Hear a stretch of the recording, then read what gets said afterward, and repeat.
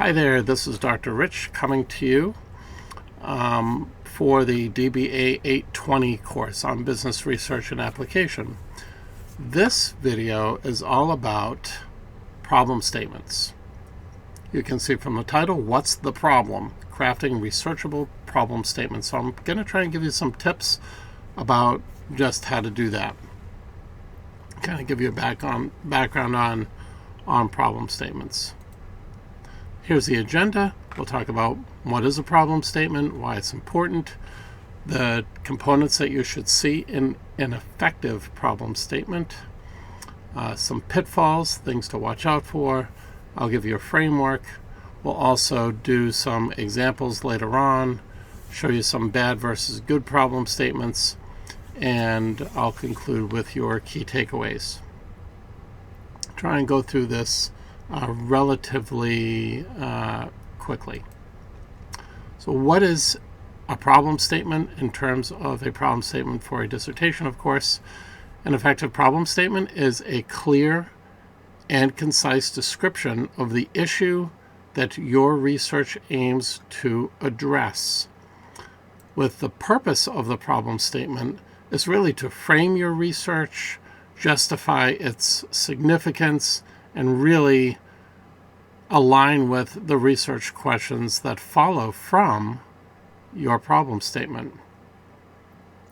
So the problem statement typically appears in your preliminary proposal paper, PPP, say that 10 times fast, and is really extended once you begin writing your chapter 1 of your dissertation manuscript. Now, it's conceivable to have your PPP approved while you're still in your coursework phase.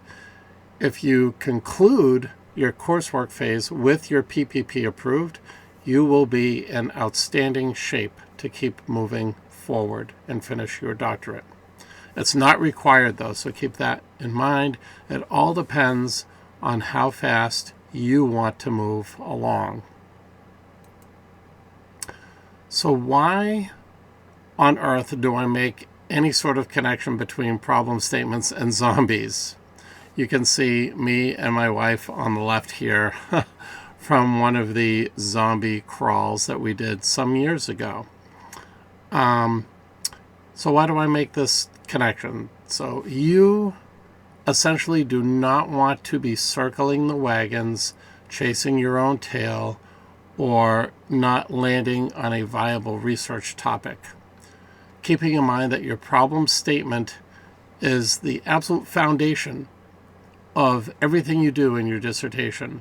You are trying to pour a solid concrete foundation upon which everything else you do in your dissertation will rest.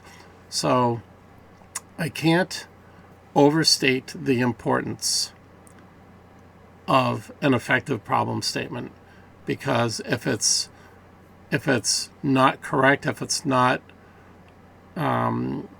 providing the appropriate amount of scope and context and evidence that there really is a problem worth studying, then you have nothing to build upon.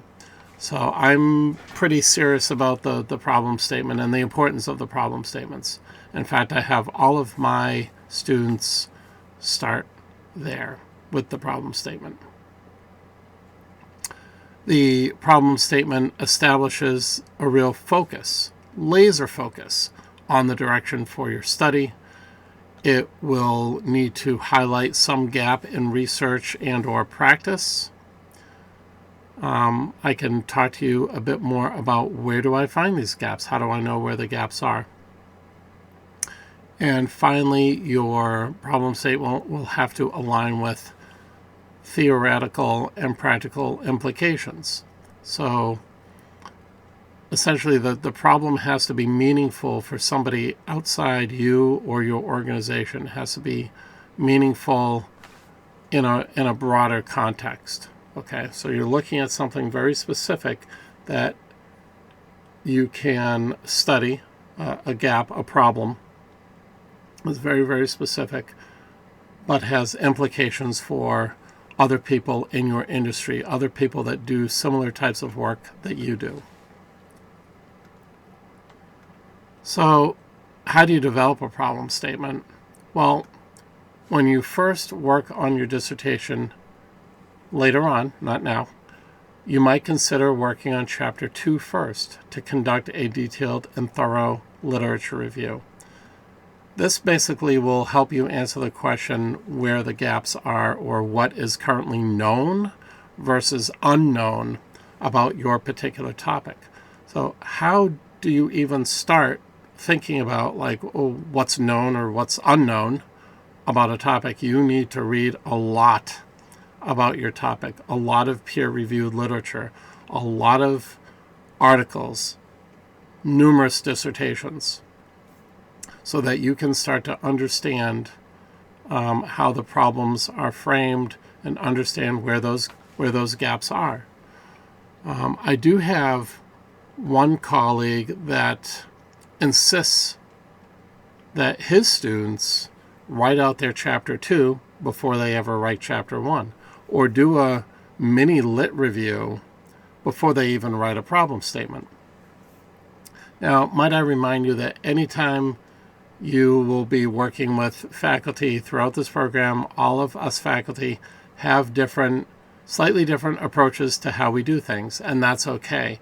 But the point is, we are here to guide and direct you and to really help you try to finish this doctorate and your dissertation. So one final thing before I move on to the next slide is, when you don't land on a specific enough problem or can't, quote unquote, land the plane, as it were, you may feel a little zombie-ish. That's where this picture sort of reminds me of what happens when you don't have a problem statement. You kind of walk around and you don't have any real sense of direction.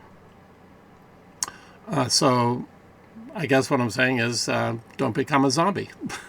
So let's move on. I try and have a little fun with this. You understand. So moving on to the next slide. Here are the components of a strong problem statement.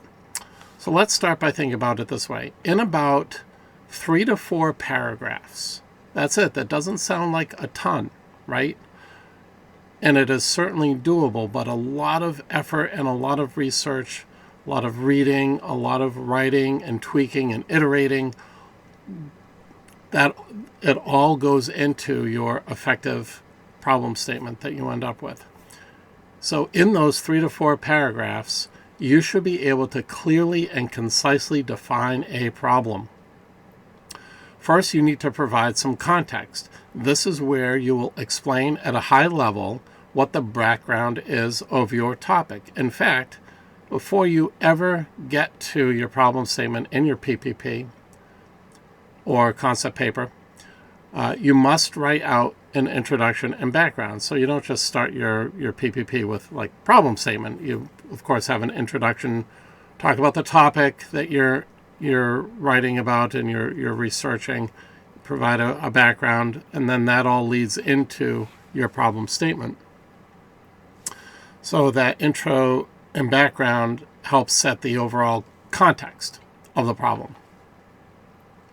And as you read dissertations, you should look for this statement. You should look at other problem statements. I highly encourage you to do that.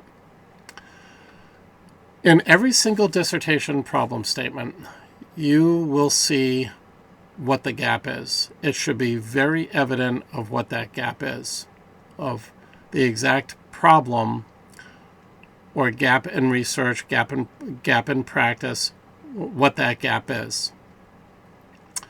If you cannot identify it, please let me know and I can look through an example or two with you and we can try and identify those together. But it should be very clearly stated.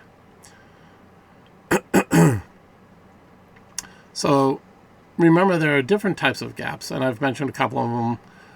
Gaps in knowledge, gaps in research, gaps in our own understanding of some phenomenon, a gap where there are missing links and relationships that have not yet been fully explored. My particular dissertation focused on that type of gap. That allowed me to blend a few things together where other people haven't done so in the past. Let me say this, there are plenty of problems out there, plenty of researchable problems. And part of your skill development throughout the doctoral program is the ability to discover and find researchable problems. And like I said, you only really do that by reading and writing an awful lot and analyzing a large body of information. One of my mentors used to tell me that, quote, no one cares what you think until you've actually done your research. And he was really referring to my other colleagues who have already completed their doctorates, have already engaged in academic discourse about their particular topics and fields. So with that said, you need to answer the question within your problem statement, who cares? Please explain why solving this particular problem or addressing this particular gap that you're doing research on, why does it matter? Who cares? Who does it impact? Does it impact other QSIM professionals? Does it impact marketing professionals? Who does it impact? Does it impact data scientists?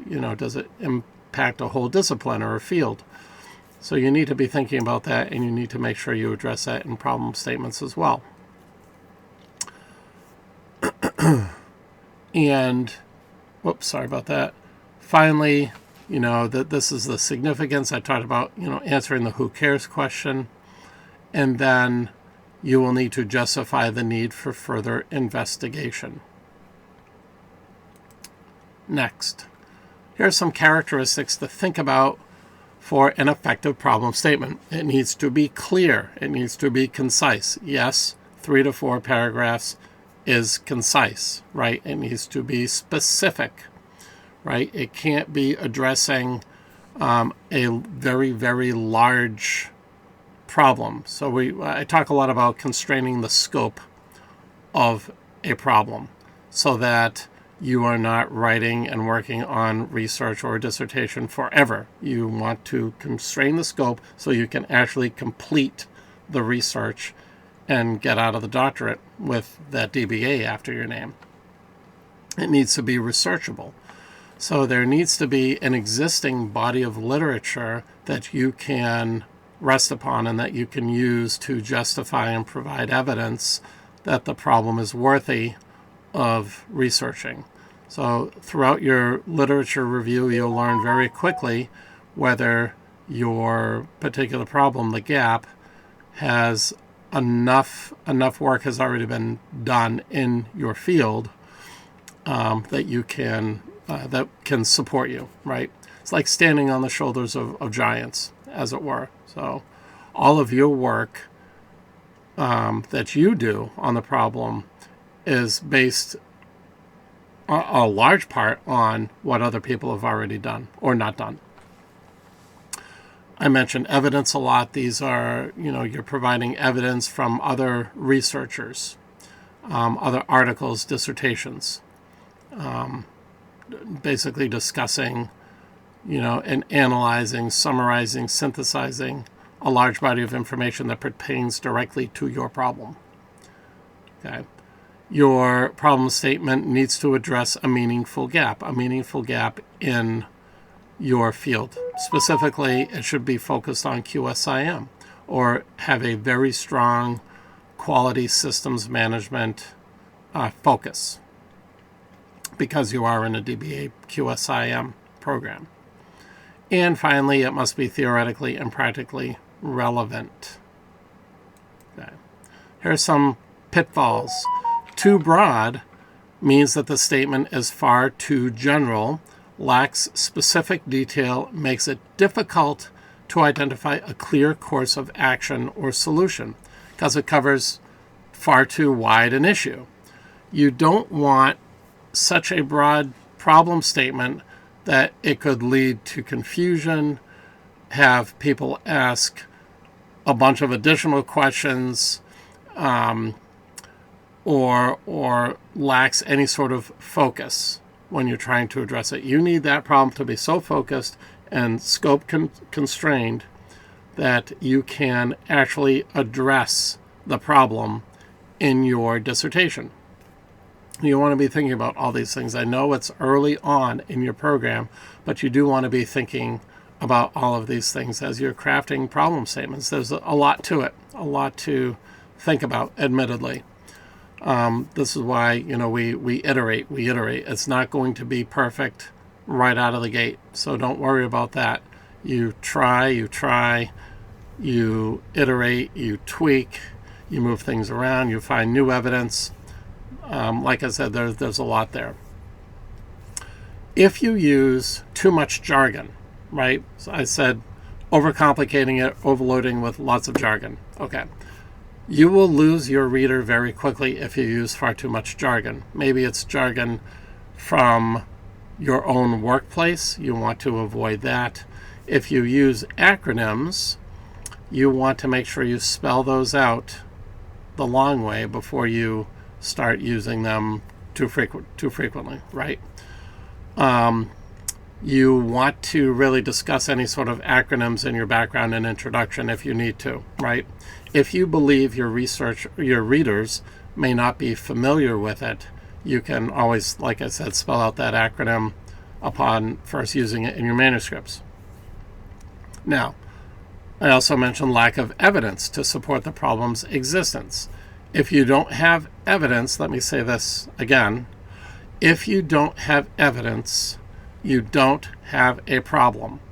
So, for example, if you send in a problem statement that has 0 citations, I'm going to look at it and I'm going to tell you there's no evidence here of a problem, because it can't be something, it can't be a problem that only you think it's a problem, or maybe it's a problem in your organization. It needs to be a problem that's very specific but impacts a broader audience, right?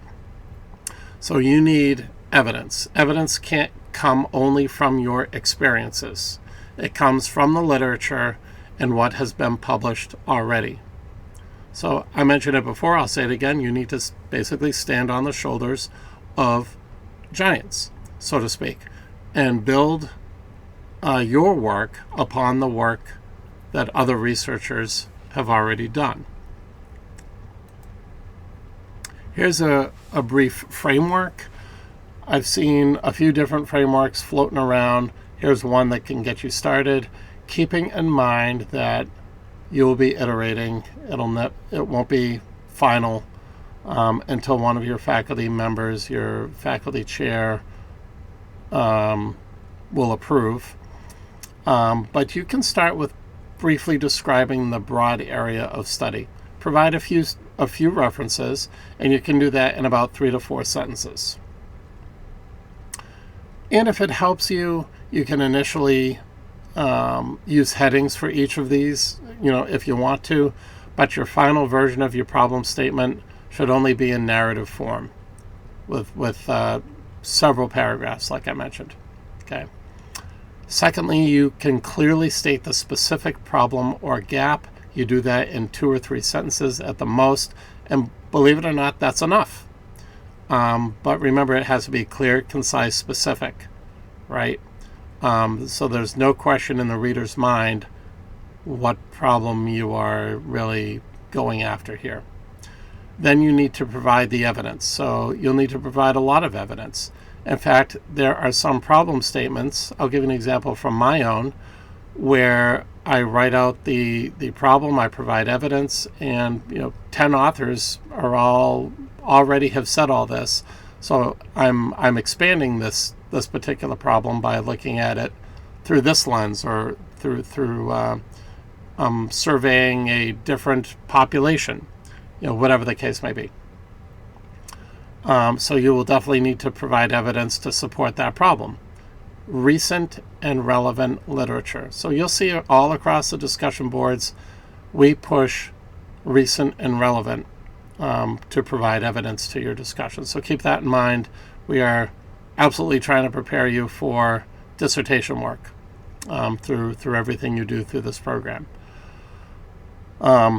which I think is a good thing. So we're really trying to set you up for success with that. So provide evidence, explain why the issue is important. You must answer that who cares question in 3 to 4 sentences. That's the significance of the problem.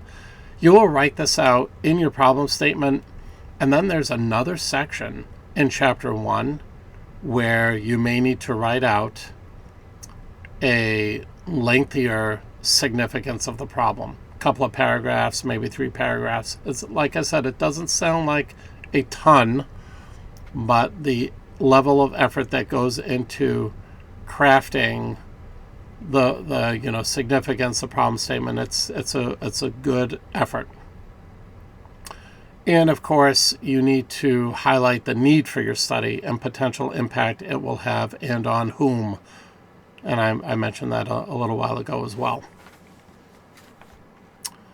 So you will undoubtedly, continue working on crafting and refining your problem statement until it's quote-unquote just right.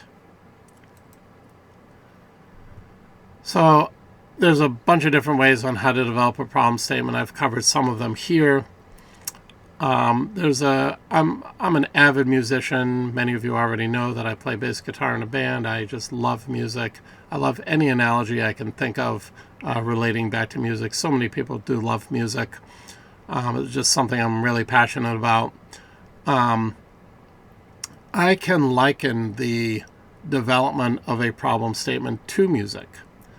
Think about the melody of a piece of music.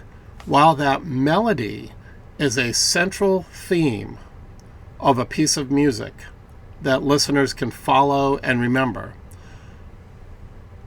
that relates to our core problem statement within our dissertation is also the melody of your dissertation.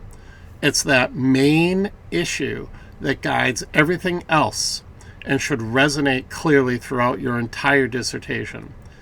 And in a lot of circumstances, situations, I talk about alignment. Alignment is a word that comes up a lot, and that is the alignment between the different sections of your dissertation. We can talk a lot more about that later as well and how important that is. So you're going to identify the topic and context, gather evidence, make sure you define that gap or issue very clearly. You're going to articulate the significance, and you're going to continue to refine for clarity and focus. So part of the challenge with all this is, again, I covered a lot in the last 23, 24 minutes. The challenge here is defining that appropriate scope of your research problem. Since you can't solve everything, the scope has to be specific enough, right?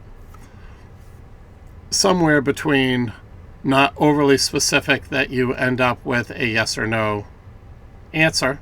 That is not really what we're looking for. We're looking for something that's researchable, and there's debate. You can have discourse about the particular topic or problem that you are focused on.